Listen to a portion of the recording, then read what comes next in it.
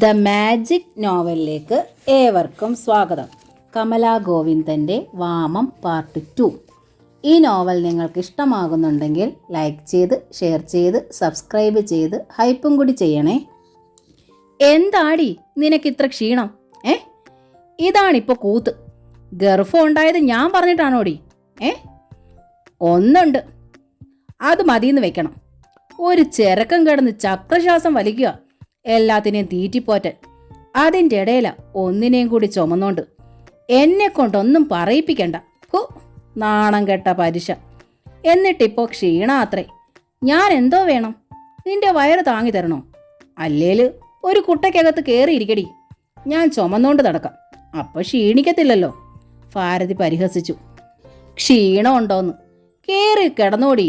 നിന്റെ ക്ഷീണമൊക്കെ തീർത്തിട്ട് എണീറ്റാ മതി. ഞാൻ വെച്ച് വിളമ്പി രാജ്ഞീത്തിക്ക് തരാം. അയ്യ, ആര് പറഞ്ഞിട്ടാ നീ ഇവിടെ പണി ചെയ്യുന്നേ? ആരാ പറഞ്ഞേ നിന്നോടിവിടെ നിൽക്കാൻ?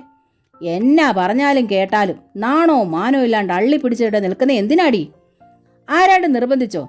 ആരും ഇവിടെ പിടിച്ചു കെട്ടിയിട്ടില്ല. പോകാം, എവിടെ വേണേലും പോകാം. സുധ ഞെട്ടിപ്പോയി. എന്താ കേട്ടില്ലേ പറഞ്ഞത്? ഇവിടെ ആർക്ക് വേണ്ടി നിൽക്കണ്ടാന്ന്.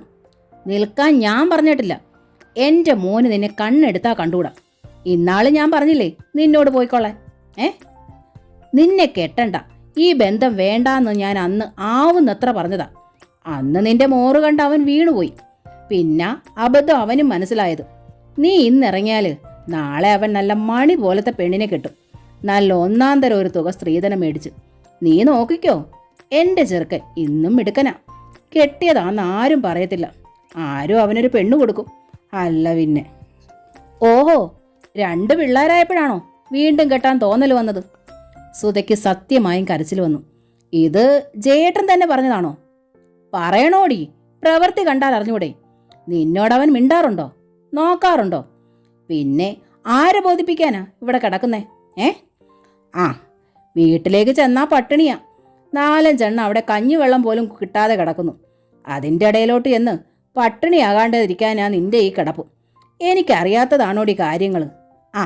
വയറ് വീർക്കെ തിന്നണമെങ്കിലേ വല്ലോം പണിയണം, നല്ലോണം പണിയണം. പണി ചെയ്താൽ വല്ലോ നക്കി തിന്നോണ്ട് കിടക്കാം. സുധയ്ക്ക് തല തിരിയുന്നത് പോലെ തോന്നി. പിന്നൊരു കാര്യം, ഇന്ന് മുതൽ ആ മുറിയിൽ പോകണ്ട കിടക്കാൻ. വല്ലോം വിരിച്ച് ഈ അടുക്കളയിൽ കിടന്നാൽ മതി. അത് മതി. അമ്മേ, സുധയ്ക്ക് ചങ്ക് പൊട്ടുന്ന നൊമ്പരം. അവന് വേണ്ടാടി നിന്നെ. എൻ്റെ കുഞ്ഞിനൊക്കെ മതിയായി. അവൻ 3-4 വർഷമായി കിടന്ന് അനുഭവിക്കുന്നു. ഇനിയെങ്കിലും എൻ്റെ കുഞ്ഞിന് സ്വൈര്യമായിട്ടൊന്ന് ജീവിക്കണം. അതാ പറഞ്ഞത്, ഇന്ന് മുതൽ ഇവിടെ കിടന്നാൽ മതി. ഭാരതി കർശനമായി പറഞ്ഞു. അത് ജയേട്ടൻ പറയട്ടെ. സുധ ശബ്ദം വീണ്ടെടുത്തു, ധൈര്യം വീണ്ടെടുത്തു. എൻ്റെ കഴുത്തിൽ കിടക്കുന്ന ഈ താലി കെട്ടിയത് ജയേട്ടനാണ്. ഞാൻ ഈ താലിയെയും ഇത് കെട്ടിയവനെ ഈശ്വരന് തുല്യം പൂജിക്കുന്നു. ഞാൻ ജയേട്ടൻ്റെ കുഞ്ഞിൻ്റെ അമ്മയാണ്. എൻ്റെ ഈ വയറ്റിൽ കിടക്കുന്നതും ജയേട്ടൻ്റെ കുഞ്ഞാണ്. അതൊക്കെ ഇപ്പം ആർക്കറിയാം? ഞാനെന്നാ കണ്ടോണ്ടിരിക്കുവാണോ? ഭാരതി അലക്ഷ്യമായി കൈമലർത്തി. അമ്മേ, ഈശ്വരനെ മറന്ന് സംസാരിക്കരുത്. ഞാൻ ഈ വീട്ടിൽ വലിഞ്ഞു കയറി വന്നതല്ല. അമ്മയുടെ മകൻ താലി വെച്ച് കൊണ്ടുവന്നതാണ്. അമ്മ പറഞ്ഞല്ലോ പട്ടിണിയെ ഭയന്ന് നക്കി തിന്നാൻ കിടക്കുവാണെന്ന്. ഞാനെന്ന് അമ്മയ്ക്കതേ മനസ്സിലാവൂ. ഞാൻ ഈ വീട് എൻ്റെ ശ്രീകോവിലായി കാണുന്നു. എൻ്റെ കഴുത്തിൽ താലി ചാർത്തിയവൻ ഈ ശ്രീകോവിലെ ദൈവവുമാണ്. അമ്മ അദ്ദേഹത്തിൻ്റെ അമ്മയാണ്. രാജി അദ്ദേഹത്തിൻ്റെ പെങ്ങളാണ്. നിങ്ങളോടൊക്കെ എനിക്കുള്ള ബന്ധം അതാണ്, ജയേട്ടനിലൂടെയുള്ള ബന്ധം. ഞാൻ നക്കി തിന്നാൻ കിടക്കുന്നോളല്ല. എൻ്റെ കടമ ഈ കുടുംബത്തെ ജോലി ചെയ്യുകയാണ്.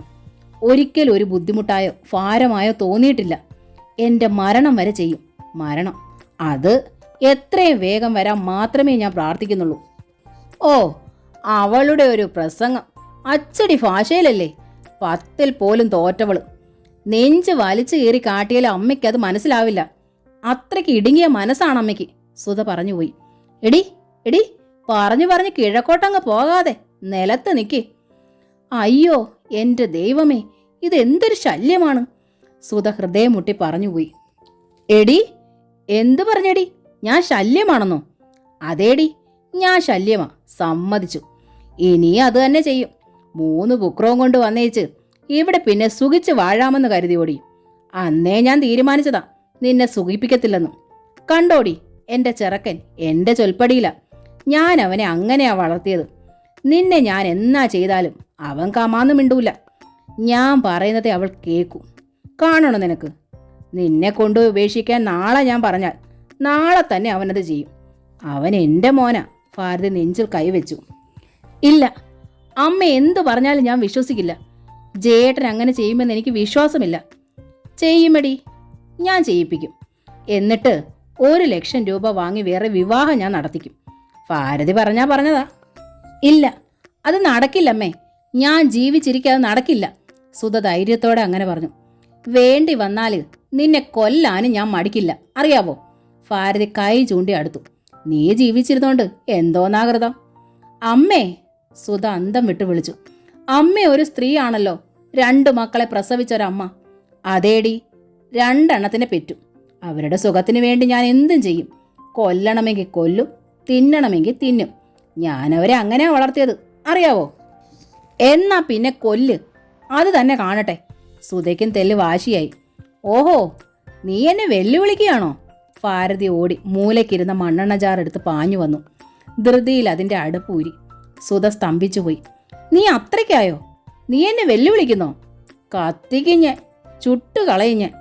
ജാറിൻ്റെ അടുപ്പ് ഊരിയതും സുധയുടെ ദേഹത്തേക്ക് മണ്ണെണ്ണ ഒഴിച്ചതും പെട്ടെന്ന് കഴിഞ്ഞു. അമ്മേ! രാജി ഓടി വന്ന് ആ ജാറിന്മേൽ തട്ടി. സുധയുടെ ദേഹത്ത് തെല്ല് വീണു മണ്ണെണ്ണ. ബാക്കി തറയിലേക്കും. ജാറും താഴെ വീണു. തറയിൽ മണ്ണെണ്ണ പരന്നു. വഴക്ക് കേട്ടുകൊണ്ട് അപ്പുറത്തെ മുറിയിൽ രാജി ഉണ്ടായിരുന്നു. പക്ഷേ ഇത്ര രൂക്ഷമാകുമെന്ന് അവൾ ഓർത്തില്ല. വഴക്ക് പതിവാണ്, അത്രേ കരുതിയുള്ളൂ.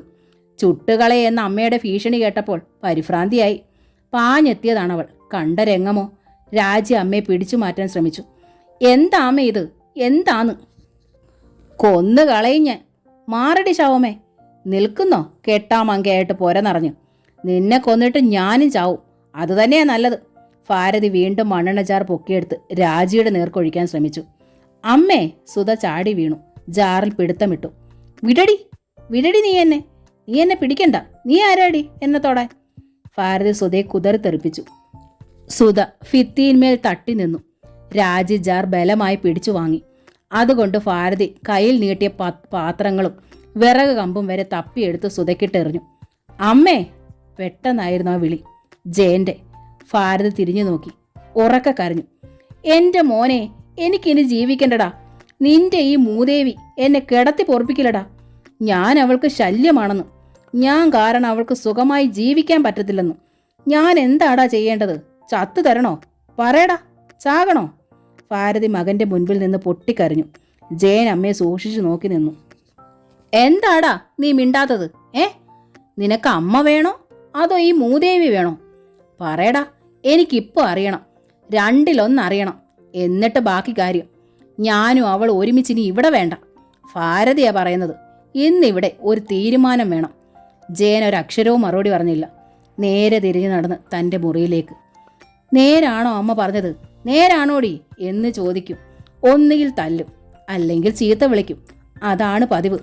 പക്ഷേ ഇന്നിതാ ഒരക്ഷരവും മിണ്ടാതെ പോയിരിക്കുന്നു. ഭാരതി അമ്പരന്ന് നിന്നു. രാജി നോക്കി. സുധയ്ക്കും അമ്പരപ്പായിരുന്നു. ഇന്നലെ കിട്ടിയ 3 അടി ഇന്നും എണ്ണാൻ തയ്യാറെടുത്തിരിക്കുകയായിരുന്നു അവൾ നിന്നതും. പക്ഷേ ഒന്നും മിണ്ടാതെ പോയിരിക്കുന്നു. എന്തായിരിക്കും കാരണം? ഉപേക്ഷിക്കാനുള്ള ആലോചനയാണോ? ഇല്ല. ദേഷ്യപ്പെട്ടാലും തല്ലിയാലും ചീത്ത വിളിച്ചാലും തനിക്കറിയാം ജയേട്ടനെ തന്നെ ഉപേക്ഷിക്കാനാവില്ലെന്ന്. സ്നേഹമുണ്ടോ? ചിലപ്പോൾ തോന്നും ഉണ്ടെന്ന്, ചിലപ്പോൾ തോന്നും ഇല്ലെന്ന്. ഏതാണ് സത്യം? അതറിയില്ലെങ്കിലും മനസ്സ് പറഞ്ഞു ജയേട്ടനെ തന്നെ ഉപേക്ഷിക്കാൻ കഴിയില്ല.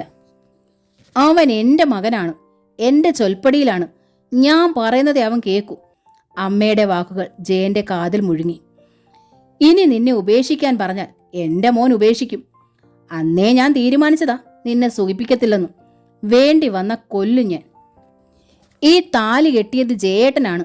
ഈ താലിയെയും ഇത് കെട്ടിയവനെ ഞാൻ ഈശ്വരന് തുല്യം പൂജിക്കുന്നു. സുധയുടെ ശബ്ദം, വാക്കുകൾ, വാചകങ്ങൾ ജയന് ചുറ്റും അതങ്ങനെ അലയടിച്ചു. ആദ്യമായിട്ടാണ് അവർ തമ്മിലുള്ള വഴക്ക് കേൾക്കുന്നത്. പുലർച്ചെ പോയാൽ രാവേറെ ചെന്നിട്ടേ താൻ വരൂ.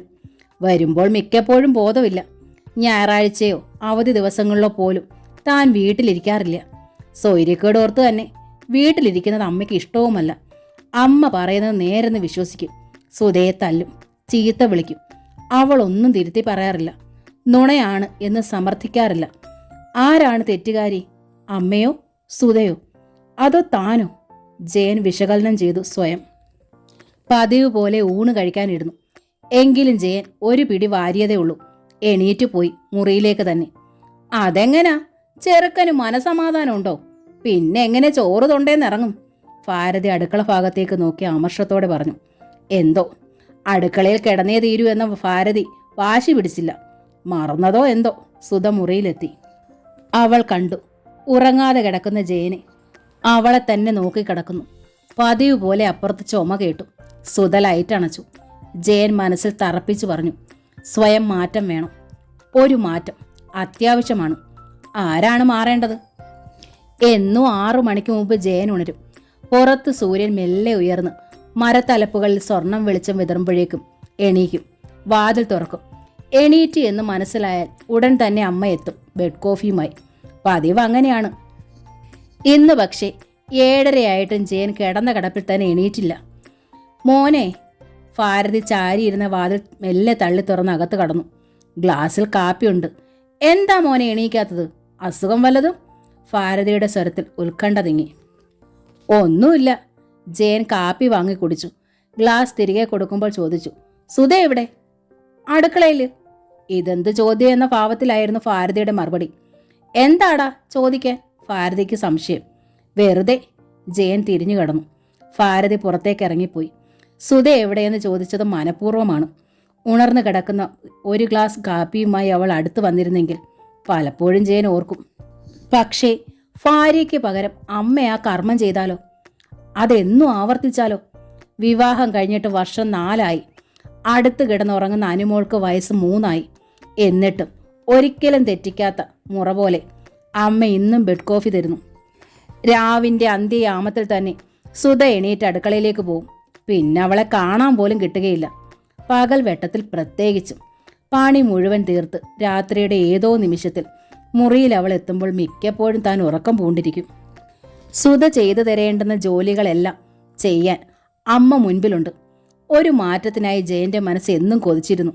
പക്ഷേ ഒരിക്കലും മാറ്റമില്ലാത്ത ദിനചര്യയായി അതങ്ങ് മാറുകയായിരുന്നു. മകനും മരുമകൾക്കും ഇടയിൽ ഒരു വലിയ കോട്ടയായി അമ്മ നിൽക്കുന്നു. ഇനി ഇത് അനുവദിക്കാൻ വയ്യ. മാറ്റം വേണം. മാറ്റം വന്നേ തീരൂ. ജയൻ വല്ലാതെ മടുത്തു. ഇതൊരു ഭ്രാന്തമായ ജീവിതമാണെന്ന് തോന്നാൻ തുടങ്ങിയിട്ട് നാളുകളേറെയായി. അതിപ്പോൾ ശക്തമായി മനസ്സിൽ ഊന്നിയിരിക്കുന്നു. ഭാര്യയെക്കുറിച്ച് ഭർത്താവിന് മിണ്ടാൻ വയ്യ. അവളോട് സംസാരിക്കാൻ വയ്യ. അവളെ നോക്കാനും വയ്യ. വർഷങ്ങളായിട്ടും. അപ്പോഴൊക്കെ നടുവിൽ അമ്മയെത്തുക. രാത്രി മുഴുവൻ ജയൻ ആകെ കൂട്ടിയും കിഴിച്ചും ഒരു തീരുമാനത്തിലെത്തിയിട്ടുണ്ട്. എന്നിട്ടും പ്രവർത്തിക്കാൻ ഒരു ഭയം. അമ്മയുടെ പ്രതികരണം എന്താകും? പക്ഷേ ഇനി ഒട്ടും വയ്യ. അമ്മയുടെ പ്രതികരണം എന്തുമാകട്ടെ, തൻ്റെ ജീവിതം ഇനിയും തകർക്കാൻ വയ്യ. ഒരു നിമിഷം പോലും താമസിക്കാൻ വയ്യ. അമ്മ എന്തും കരുതട്ടെ, പ്രവർത്തിക്കട്ടെ. ജയൻ ഇതിൽ കൂടുതൽ സഹിക്കാൻ വയ്യ. സഹനശക്തിയുടെ അങ്ങേയറ്റം കണ്ടിരിക്കുന്നു. എണീറ്റു. വളരെ നാളായി നീട്ടി വളർത്തിയിരിക്കുന്ന താടി വടിച്ചു. മാറ്റത്തിൻ്റെ തുടക്കം ഇവിടെ നിന്നാകട്ടെ എന്ന് കരുതി. വെള്ളം ചൂടായി എന്ന് അമ്മ അറിയിച്ചു. ജയൻ കുളിച്ചു. പിന്നെ മുറിയിലെത്തി. അതെ, ഇന്ന് തന്നെ, ഇപ്പോൾ തന്നെ ആരംഭിക്കാം. പ്രതികരണം ഇപ്പോൾ തന്നെ അറിയാമല്ലോ. ജയൻ സാവധാനത്തിലാണ് ഒരുങ്ങിയത്. വളരെ പതിയെ, ഒരു തയ്യാറെടുപ്പ് പോലെ.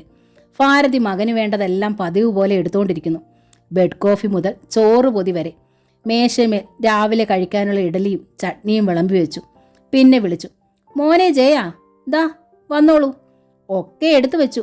മോളെ അനു, അച്ഛനെ കാപ്പി കുടിക്കാൻ വിളിച്ചോണ്ട് വരൂ. ജയൻ മേശയ്ക്ക് മുൻപിലെത്തിയിരുന്നു. പതിവ് പോലെ ഭാരതി അടുത്ത് ചെന്നു. പോരാത്തതൊക്കെ ചോദിച്ച് വിളമ്പി. വിശേഷങ്ങൾ പറഞ്ഞു. മാറ്റം ഇവിടെ നിന്ന് ആരംഭിച്ചാലോ? ജയൻ ഒരു നിമിഷം ആലോചിച്ചു. പിന്നെ അമ്മയോട് തന്നെ ചോദിച്ചു, സുധ എവിടെ അമ്മേ? ആ, അടുക്കളയെ കാണും, ഭാരതി അലസമായി പറഞ്ഞു. അവിടെ എന്തെടുക്കുന്നു? ജയൻ വീണ്ടും ചോദിച്ചു. എന്തെടുക്കാനാ? ഇഡലിക്ക് കോരി ഒഴിക്കുകയോ മുളകരയ്ക്കുകയോ ഒക്കെ ആവും. ഭാരതിക്ക് ദേഷ്യവും തെല്ല് പരിഹാസവും ഉണ്ടായി. എന്തിനാ ഇപ്പൊ നീ അതൊക്കെ അന്വേഷിച്ചിട്ട്? മുമ്പേ ചോദിച്ചല്ലോ, കാര്യം പറയടാ. അമ്മയ്ക്ക് പ്രായം ഏറി വരികയല്ലേ, അവൾക്കിതൊക്കെ വിളമ്പി തന്നാലെന്താ? ഒന്നും അറിയാത്ത ഭാവത്തിൽ ജയൻ ചോദിച്ചു. ആര് പറഞ്ഞടാ എനിക്ക് പ്രായമായിന്ന്? എൻ്റെ കണ്ണടയും വരെ ഞാൻ തന്നെ ചെയ്യുമടാ. ഒരുത്തീ സഹായിക്കാൻ വരണ്ട. അല്ല പിന്നെ. ഭാരതി തോർത്തിൻ്റെ തുമ്പെടുത്ത് കണ്ണു തുടച്ചു. നിനക്ക് 9 വയസ്സുള്ളപ്പോൾ നിന്റെ അച്ഛൻ മരിച്ചതാ, അറിയോ? നിന്റെ കാര്യം കഴിഞ്ഞിട്ട് എനിക്ക് എന്തോ ഉള്ളൂ. എത്ര വയ്യായിക വന്നാലും നിനക്ക് വിളമ്പിത്തരാൻ എനിക്കാവുമടാ. അതിന് വേറൊരുത്തി വരണ്ട. ഭാരതി തീർത്തു പറഞ്ഞു. ഇല്ല, രക്ഷയില്ല. ജയന്റെ ഉള്ളു പഴുക്കുകയാണ്. അമ്മയുടെ വാദഗതിക്ക് മുൻപിൽ താൻ തോൽക്കും, തീർച്ച. ഇല്ല, തോൽക്കാൻ പാടില്ല, ജയൻ തീരുമാനിച്ചു. എടി സുധേ, ഒച്ചത്തിൽ അമ്മയെ കാട്ടാൻ സ്വരത്തിൽ ദേഷ്യഭാവം കലർത്തി ജയൻ വിളിച്ചു. എന്തോ? അടുക്കളയിൽ നിന്ന് വിളി കേൾക്കലും ഓടി വരലും ഒപ്പം കഴിഞ്ഞു. ജയൻ കണ്ടു 7 മാസം ഗർഭിണിയായ ഭാര്യയെ. തീ ഊതിപ്പുകഞ്ഞ കണ്ണുകൾ, പാറിപ്പറന്ന മുടി, അതിന്മേൽ പറ്റിപ്പിടിച്ചിരിക്കുന്ന ചാരത്തരികൾ, മുഖത്താകെ ദീനഭാവം, ക്ഷീണിച്ച് ആകെ എല്ലു പിടിച്ച ശരീരം, തെല്ലുന്തി നിൽക്കുന്ന വയർ, ഇട്ടിരിക്കുന്ന ഹൗസ് കോട്ടാകെ കരിയും ചെളിയും. അവളുടെ ഒക്കത്ത് അനുവുമുണ്ട്. വലത് കയ്യിലൊരു തവിയും. ജയന്റെ ഉള്ളിൽ ഒരു നടുക്കം പാറി. ഇത് തൻ്റെ ഭാര്യയാണോ? തൻ്റെ ഭാര്യ സുധ. ശരിയായി പറഞ്ഞാൽ പകൽ വെട്ടത്തിൽ അവളെ ഇതുപോലൊന്ന് ശ്രദ്ധിച്ചിട്ട് എത്രയോ നാളുകളായിരിക്കുന്നു.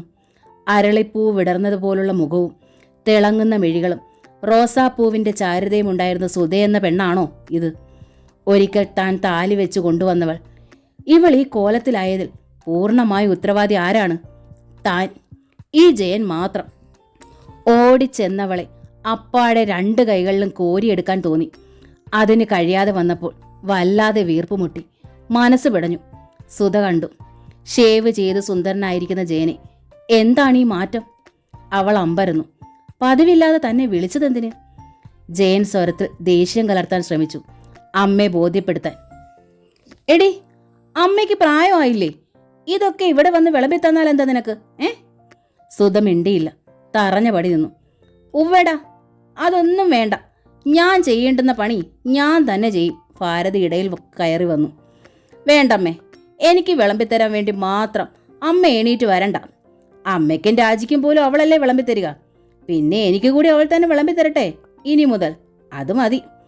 അതൊക്കെ ഞാൻ തീരുമാനിച്ചോളാം. ഭാരതിയുടെ സ്വരം ഉയർന്നു. വേണ്ടമ്മേ, എൻ്റെ അമ്മ ഒത്തിരി കഷ്ടപ്പെട്ടതല്ലേ. ഒക്കെ ഞാൻ തീരുമാനിച്ചോളാം. അമ്മ പോയി കിടന്നോളൂ. സുധേ, ഇവിടെ വാ, കുറെ ചട്നി ഇങ്ങോട്ട് ഒഴുക്കി. ഭാരതിക്ക് നീങ്ങി നിൽക്കാതിരിക്കാൻ കഴിഞ്ഞില്ല. സുധ എന്നിട്ടും തറഞ്ഞു നിന്നു. എന്താടി, കേട്ടില്ലേ പറഞ്ഞത്? ജയൻ വീണ്ടും ചോദിച്ചു. സുധ മെല്ലെ അടുത്തു വന്നു. 3 വയസ്സുള്ള അനുവിനെ ഒക്കത്ത് താങ്ങി ആയാസപ്പെട്ട്. ഇവൾക്ക് എന്തെങ്കിലും അസുഖമുണ്ടോ? അത്രയേറെ അവശത, ദീനത നിറഞ്ഞ കണ്ണുകൾ. ഇത്രയേറെ ക്ഷീണിച്ചതെന്ത്? രാത്രിയുടെ ഏതോ യാമത്തിൽ ഈ പ്രപഞ്ചമാകെ ഉറങ്ങുമ്പോൾ തൻ്റെ മുറിയിലേക്ക് വന്നു കയറുകയും പുലരും മുമ്പ് എണീറ്റ് പോവുകയും ചെയ്യുന്നവൾ. മിക്കപ്പോഴും ആ വരവും പോക്കും താൻ അറിയാറില്ല. അതാണ് സത്യം. ഈ ക്രൂരതയ്ക്ക് ദൈവം തന്നെ ശിക്ഷിക്കുകയില്ലേ? ജയൻ അനുവിനെ അവളുടെ ഒക്കത്തുനിന്ന് വാങ്ങി മടിയിലിരുത്തി. സുധ ചട്നി വിളമ്പി. ഭാരതിയുടെ മുഖത്തെ അസ്വസ്ഥത ഓട്ട കണ്ണിട്ട് നോക്കി ജയൻ അറിഞ്ഞു. ഉള്ളിൽ ചിരി വന്നു. മനസ്സ് താക്കീരോടെ മന്ത്രിച്ചു. കേട്ടോ ജയ, ആദ്യമൊക്കെ നിന്റെ അമ്മ അമ്പരക്കും, എതിർക്കും, സംഹാര താണ്ഡവം നടത്തും. പക്ഷേ വീഴരുത്. വീണുപോയാൽ നിനക്ക് ഈ ജന്മം പിന്നെ എണീക്കാനാവില്ല. സുധേ, ഒരിഡലി കൂടി, ജയൻ പറഞ്ഞു. ആ സ്വരത്തിൽ പഴയതുപോലെ ഗൗരവം തീരെയില്ലെന്ന് ഭാരതി അറിഞ്ഞു. അവർ അകത്തേക്ക് പാഞ്ഞു. തിരികെ വന്നതും സുധയുടെ നേരെ അലറി. എടീ, അടുപ്പയിലിരിക്കുന്ന മെഴുക്ക് വരട്ടി കരിയുന്നു. നീ അവിടെ എന്തെടുക്കുവാ? സുധ പെട്ടെന്ന് അടുക്കളയിലേക്ക് തിരിഞ്ഞു. സുധേ, ജയൻ വിളിച്ചു. നിൽക്കവിടെ, ഞാനിത് കഴിച്ചു കഴിഞ്ഞിട്ട് പോയാൽ മതി. സുധ നിന്നു. ജയൻ സാവധാനം കഴിച്ചുകൊണ്ടിരുന്നു. ഇടയ്ക്കിടെ അനുവിൻ്റെ വായിൽ ഇഡലി പൊട്ടിച്ചു വെച്ചു കൊടുത്തു. ഭാരതി കലിതുള്ളി വീണ്ടും അകത്തേക്ക്. അടുക്കളയിൽ നിന്ന് കരിഞ്ഞ മണം പുറത്തേക്ക്. അമ്മ അത് അടുപ്പത്ത് നിന്ന് വാങ്ങി വെച്ചിട്ടില്ലെന്ന് മനസ്സിലായി ജയന്. വേണ്ട, അത് കരിയട്ടെ. തുടക്കം നന്നായിരിക്കുന്നു, ജയൻ സ്വയം പറഞ്ഞു. ജയേട്ടാ, ഞാൻ അടുക്കളയിലേക്ക്. സുധ വിക്കി. അവളുടെ മുഖത്ത് ഭീതിയുണ്ട്. പറയാം, ജയൻ വിട്ടുകൊടുത്തില്ല. നീ ഇവിടെ നിൽക്കി, എൻ്റെ അടുത്ത്. പെട്ടെന്ന് ജയൻ കണ്ടു ടേബിളിൽ വീണ് ചിതറുന്ന 2 തുള്ളി കണ്ണുനീർ. ജയൻ മുഖമുയർത്തി. സുധ പെട്ടെന്ന് മുഖം തുടച്ചു. ജയൻ തീറ്റ മതിയാക്കി എണീറ്റു. അനുമോളെ, രാജി കടന്നു വന്നു. BA പാസ്സായി കഴിഞ്ഞു രാജി. അവളെ എത്രയും വേഗം കെട്ടിച്ചു വിടണം. പ്രായമായി കഴിഞ്ഞിരിക്കുന്നുവെന്ന് ജയന്റെ ഉള്ളിൽ കരുതി. മാത്രമല്ല, അവളെ വിവാഹം കഴിച്ചയച്ചാലേ അമ്മയുടെ പോരിനുള്ള കൂട്ടുകെട്ട് അവസാനിക്കൂ. ആൻറ്റി, അനുമോൾ രാജിയുടെ അടുത്തേക്ക് ഓടി. ഇരുവരും പുറത്തേക്ക് നടന്നു. ജയൻ മുറിയിലേക്ക് പോയി. സുധ അടുക്കളയിലേക്കും. എന്തെങ്കിലും ഒരു സമാധാനം പറയണം. ജയൻ കുറ്റബോധത്തോടെ ഓർത്തു. അടുക്കളയിൽ നിന്ന് താൻ അവളെ വിളിച്ചതും വിളമ്പിച്ചതുമൊക്കെ ദേഷ്യഭാവത്തിലാണ്. മെഴുക്ക് വരട്ടി കരിഞ്ഞതിൻ്റെ ദേഷ്യം അമ്മയുടെ ഉള്ളിലുണ്ടാവും. രണ്ടും കൂടി അവളെ ആകെ തകർത്തിരിക്കുന്നു. അതാണോ കണ്ണീരിൻ്റെ ഉറവിടം? ഒരു വാക്ക് പറയാതെ പോവാൻ വയ്യ. ജയൻ തീരുമാനിച്ചു. സമയം 9:30 ആയിരിക്കുന്നു. ഇറങ്ങാനുള്ള സമയമായി. സ്കൂട്ടറിലായതിനാൽ 15 മിനിറ്റ് കൊണ്ടെത്താം. അവിടെ എത്തി ഒരു സിഗരറ്റ് പുകച്ച് തീരുമ്പോഴേക്കും 10 ആകും. ജയൻ വാതുക്കൽ നിന്ന് എത്തിയും ഒളിഞ്ഞു നോക്കി. ആരെ കാണാൻ? ഇറങ്ങാൻ നേരെ സ്വതന്ത്രമായി അവളോടൊന്ന് യാത്ര പറയാൻ ഒരിക്കലും കഴിഞ്ഞിട്ടില്ല. ഉള്ളിൽ കൊതിയുണ്ട്. പക്ഷെ പറഞ്ഞിട്ടെന്താ ഫലം? അമ്മയുടെ കണ്ണുകൾ വടക്ക് നോക്കിയ യന്ത്രമാണ്. അവ സദാ സുധയ്ക്ക് മാത്രം നേരെ നിൽക്കുന്നു. എന്ത് ചെയ്യാം? ജയൻ അമർഷം കൊണ്ടു. ഇറങ്ങുമ്പോൾ പുഞ്ചിരിയോടെ ടാറ്റ പറഞ്ഞ് യാത്രയാക്കുന്ന ഭാര്യ. വരുമ്പോൾ കുളിച്ച് വൃത്തിയുള്ള വേഷം ധരിച്ച് ചിരിയോടെ എതിരെ നിൽക്കുന്ന ഭാര്യ. വിവാഹത്തിന് മുമ്പ് തന്നെ മനസ്സിൽ സങ്കല്പിച്ച സങ്കല്പം. വിവാഹം കഴിഞ്ഞിട്ട് 4 വർഷമായിട്ടും യാഥാർത്ഥ്യമാകാത്ത ഒരേ ഒരു സത്യം. കുറ്റം തൻ്റേതു കൂടിയാണെന്ന് ജയൻ സ്വയം നിന്ദയോടെ ഓർത്തു. എത്തി നോക്കിയപ്പോൾ യാദർച്ഛികമായി കണ്ടു വരാന്തയിൽ നിന്ന് എന്തിനോ മുറ്റത്തേക്ക് ഇറങ്ങാൻ ശ്രമിക്കുന്ന സുധ. ഉറക്കെ ദേഷ്യത്തിൽ തന്നെ വിളിച്ചു, സുധേ, ഇവിടെ വന്നേടി. സ്വരത്തിൽ സ്നേഹം കലർന്നാൽ അമ്മ ഓടിപ്പാഞ്ഞു വെത്തുമെന്ന് കരുതി. അവൾ മെല്ലെ വന്നു. ഭയം കലർന്ന കണ്ണുമായി പിടിച്ച് മുറിയിലേക്ക് വലിച്ചു. വാതിൽ ചാരി. സുധ പരിഭ്രമിച്ചു പോയി. ഒറ്റ നിമിഷം അവളെ വാരി നെഞ്ചിൽ ചേർത്തു. സുധേ! 4 വർഷത്തെ സ്നേഹം മുഴുവൻ സ്വരത്തിൽ കലർത്തിക്കൊണ്ട് അടക്കി പിടിച്ചു. അമ്പരപ്പോടെ സുധ മുഖമുയർത്തി നോക്കി. ആ കണ്ണുകൾ നിറയുന്നതറിഞ്ഞു. ശരീരമാകെ ഒന്ന് വിറകൊള്ളുന്നതറിഞ്ഞു. ജയൻ ആ കണ്ണുകളിൽ അധരങ്ങൾ ചേർത്തു. ഈ ജന്മം മുഴുവൻ നിർവൃതി പോകാൻ ആ ഒരു നിമിഷം മാത്രം മതിയായിരുന്നു സുധയ്ക്ക്. പക്ഷേ അതേ നിമിഷം പുറത്ത് വിളി കേട്ടു. എടാ ജയ! ഭാരതിയുടെ സ്വരം. ഇരുവരും നടുങ്ങിപ്പോയി. ആദ്യത്തെ നടുക്കത്തിൽ നിന്നുയർന്ന് ജയൻ പെട്ടെന്ന് പിന്തിരിഞ്ഞു നോക്കി. ഭാഗ്യം, വാതിൽ പഴയപടി തന്നെ ഉണ്ട്. തുറന്നകത്തേക്ക് നോക്കിയിട്ടില്ല. അത്രയും ആശ്വാസമായി. കാത്തിരുന്ന് ഒരിക്കലും കിട്ടുകയില്ലെന്ന് കരുതിയിട്ടും അപ്രതീക്ഷിതമായി കിട്ടിയ ആ ഒരു നിമിഷത്തെ നിർവൃതി. ആ അപൂർവ നിർവൃതിക്കായി മനസ്സും ശരീരവും ഒന്നാകെ തുടിച്ചു നിന്നിരുന്ന സുധയും ആകെ തെറിച്ചുപോയി. അമ്മ എത്തിയോ? എൻ്റെ ഈശ്വര, ഇന്നിനി വഴക്കിന് കാരണം മറ്റൊന്നും വേണ്ട. അറിയാം, ജയേട്ടൻ തന്നെ ഒന്ന് നോക്കുന്നത് പോലും അമ്മയ്ക്ക് സഹിക്കില്ല. തനിക്കും അതിനുള്ള സ്വാതന്ത്ര്യമില്ല. ഭർത്താവെന്ന മനുഷ്യനെ കൊതി തീരെ ഇന്നും താൻ കണ്ടിട്ടില്ലല്ലോ. എന്തിനീ മനുഷ്യനെ കൊണ്ട് പെണ്ണ് കെട്ടിച്ചു ഈ അമ്മ എന്നും ചിന്തിക്കുന്ന വിഷയമാണ്. എന്തിനീ മനുഷ്യൻ തൻ്റെ കഴുത്തിൽ താലി ചാർത്തി? അതും താൻ ചിന്തിക്കാറുണ്ട്.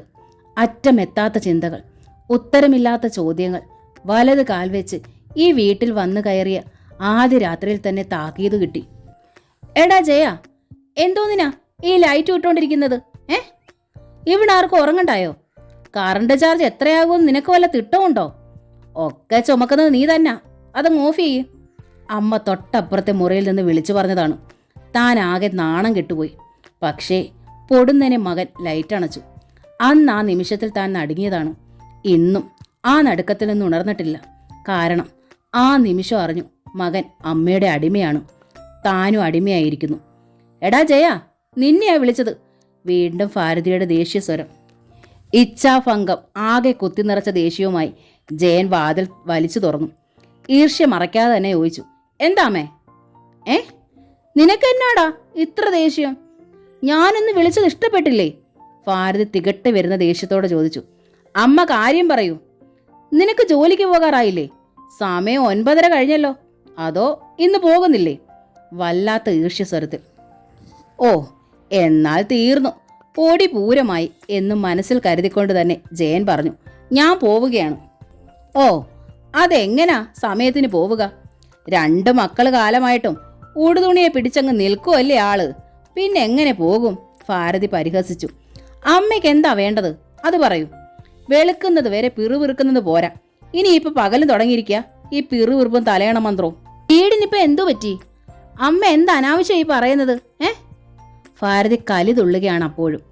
അമ്മ എന്തറിഞ്ഞോട്ടാ ഈ പറയുന്നതൊക്കെ? അവൾ എന്നോടല്ലാതെ പിന്നെ കിഴക്കേലെ ജോണിനോടോ ആണോ പോയി വല്ലതും പറയേണ്ടത്? ജയന് വല്ലാത്ത അസഹ്യതയായി. ഓ, ഇനി അതിൻ്റെ കുറവേ ഉള്ളൂ. സൂക്ഷിച്ചോടാ, കാണാൻ പോകുന്നതല്ലേ ഉള്ളൂ. കിഴക്കേലെ ജോണോ വടക്കേലെ രഘുവോ ആരാ കാര്യം കേൾക്കാൻ നിൽക്കുന്നതെന്ന് കണ്ടറിയണം. അതിനും മിടിക്കുക. ഓ, ഇതൊരു ശല്യമായല്ലോ. ജയൻ തിരികെ മുറിയിലേക്ക് തന്നെ ചാടി കയറിയിട്ട് വാതിൽ വലിച്ചടച്ചു. ഭാരതി അനങ്ങിയില്ല. പെറ്റതള്ള ശല്യമാടാ, ശല്യമാ. നിന്നെ പെറ്റു വളർത്തി ഇത്രയാക്കി. തന്ത എന്ന് ചത്തതാ. എന്നിട്ട് നിന്നെ പഠിപ്പിച്ചൊരു ജോലിയാക്കി തന്നു. കണ്ണോ കാലോ വളരുന്നത് നോക്കിയിരുന്നതാ എൻ്റെ ഭഗവാനേ. ഇപ്പൊ അവന് ഞാൻ ശല്യമായി. ഒരുത്തി വരുന്നത് വരെ തള്ളേന്ന് വെച്ചാൽ അവന് ജീവനായിരുന്നു, ജീവൻ. അവള് വന്നതോടെ ഞാൻ ശത്രുവായി. ഞാൻ മാത്രമല്ലടാ ശല്യം. നിനക്കൊരു പെങ്ങളുണ്ട്, അവളും ശല്യമാ, എനിക്കറിയാം. പറഞ്ഞു ഭാരതി കരഞ്ഞു. നെഞ്ചു പൊട്ടിക്കരഞ്ഞു.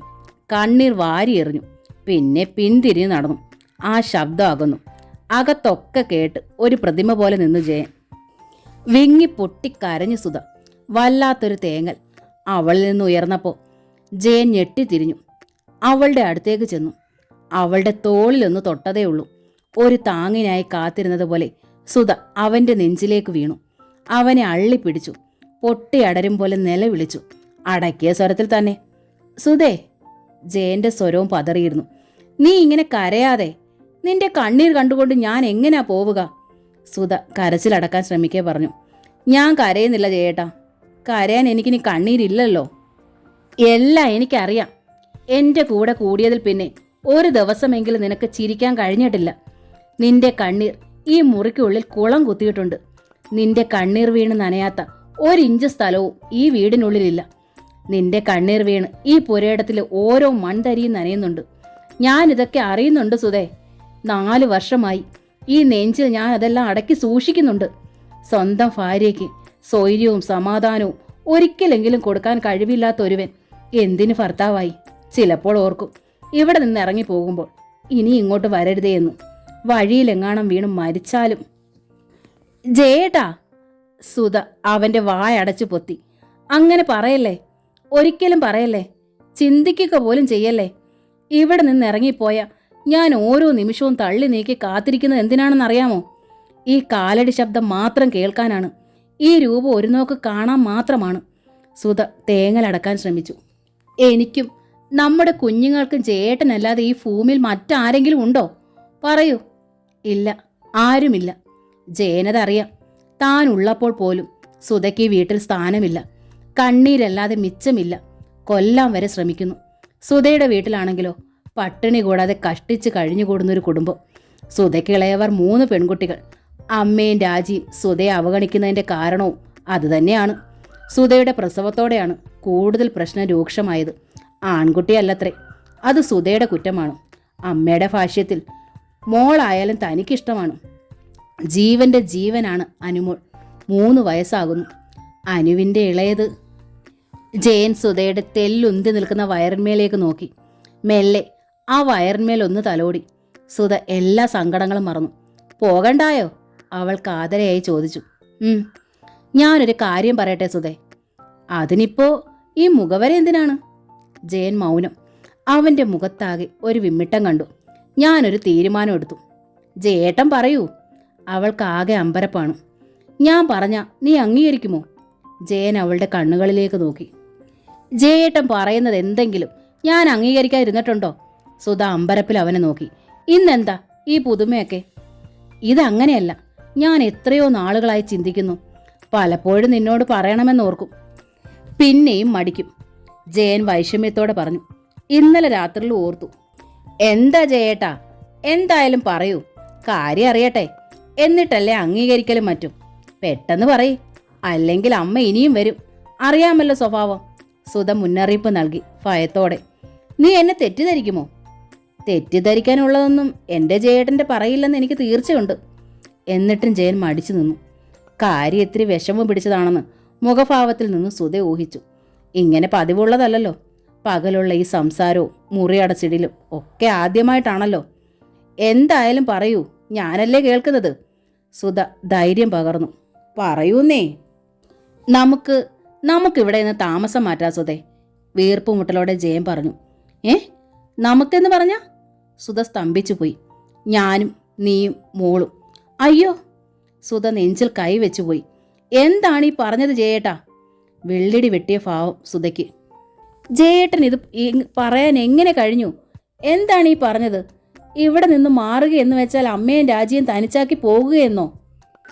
അതെ, അവരെ തനിച്ചാക്കി പോകേണ്ടതായി വരും. എന്തിന്? എനിക്കൊരു ഭർത്താവാകണം.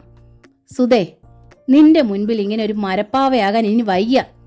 ജയേട്ടാ, എനിക്കെല്ലാം അറിയാം. ഞാൻ അങ്ങനെയൊന്നും കരുതിയിട്ടില്ലല്ലോ. നിന്റെ മനസ്സിന്റെ വേദന എന്നും ഞാൻ അറിയുന്നുണ്ട് സുധേ. നിന്റെ ആത്മാവെങ്കിലും എന്നെ ശപിക്കുന്നുണ്ട്. എനിക്ക് സങ്കടമുണ്ട്, ഇല്ലാതിരിക്കുമോ? പക്ഷേ അത് ജയേട്ടന്റെ കുറ്റമോ സ്നേഹക്കുറവോ അല്ലെന്നത് എനിക്കറിയാം. നിനക്കെല്ലാം അറിയാം. അതാണ് എനിക്ക് സങ്കടവും. നിനക്ക് സഹിക്കാനേ അറിയൂ.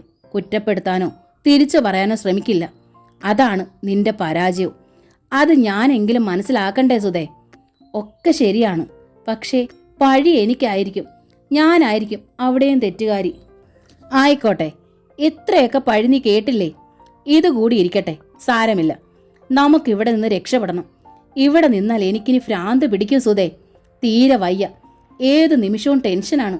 വല്ലാത്തൊരു അന്തരീക്ഷം. സമാധാനമായൊരു ദിവസം. കുത്തുവാക്കും ബഹളവുമില്ലാത്ത ഇത്തിരി സമയം സ്വൈര്യമായി സന്തോഷമായ ഒരു നിമിഷം. അതെനിക്ക് വേണം. അതെൻ്റെ ഒരാവശ്യമായി തീർന്നിരിക്കുകയാണ്. ദീനതയാർന്നിരുന്നു ജയന്റെ സ്വരം. കെട്ടുപ്രായമായ പെങ്ങളെയും പ്രായമായ പെറ്റതള്ളെ ഒറ്റയ്ക്കാക്കിയിട്ട് പോയാ? സുധ സ്വയം ചോദിച്ചുപോയി. ആരെയും തൃപ്തിപ്പെടുത്തിയിട്ട് അങ്ങോളം ജീവിക്കാനാവില്ല സുധേ. ഇത്രയും കാലം തൃപ്തിപ്പെടുത്താൻ ശ്രമിച്ചില്ലേ? ജയേട്ടൻ്റെ ഏതിഷ്ടോ എൻ്റെ ഇഷ്ടമാണ്. പക്ഷെ ഇത്... സുധ വീണ്ടും ശങ്കിച്ചു. ഒന്നും ഓർക്കാനില്ല. ഞാനൊരു വീട് വാടകയ്ക്കെടുക്കാൻ നോക്കുന്നു. കണ്ടെത്തി അഡ്വാൻസ് കൊടുക്കും. അത്യാവശ്യ സാധനങ്ങളും വാങ്ങും. വന്ന് വിളിക്കും. നീയും മോളും റെഡിയായി നിൽക്കണം. അത്രേ ഉള്ളൂ. സുധ ഭീതിയോടെ കേട്ടു നിന്നു. എന്താ നീ മിണ്ടാത്തത്? ജയൻ ചോദിച്ചു. സുധ മൗനം പൂണ്ടു. എങ്കിൽ നീ ഇവിടെ തന്നെ താമസിച്ചോളൂ. പക്ഷേ ജയൻ ഇനി ഇങ്ങോട്ടില്ല. ജയൻ തറപ്പിച്ചു പറഞ്ഞു. ജയേട്ടാ, സുധ ഭീതിയോടെ വിളിച്ചു. ഞാൻ അത്രയ്ക്ക് മടുത്തു സുധേ. എനിക്ക് ഈ വീട് കാണുമ്പോൾ ഇപ്പോൾ ഭ്രാന്താണ്. ഞാൻ വരാൻ ജയേട്ടാ. ആരെന്തും പറയട്ടെ, എനിക്ക് വലുത് ജയേട്ടനാണ്. പക്ഷേ... സുധ പരുങ്ങലോടെ പറഞ്ഞു. എന്താ പക്ഷേ? ജയേട്ടൻ ഒരു ട്രാൻസ്ഫറിന് അപ്ലൈ ചെയ്യൂ. അപ്പുറത്തെ രഘുവും സൗദാമിനിയും താമസിക്കുന്നത് പോലെ ദൂരേക്ക്. അവിടെ കിട്ടുമ്പോൾ ആ പഴി പറഞ്ഞ് നമുക്ക് പോകാമല്ലോ. ആരും കുറ്റപ്പെടുത്തുകയുമില്ല. മറ്റാരുമല്ല.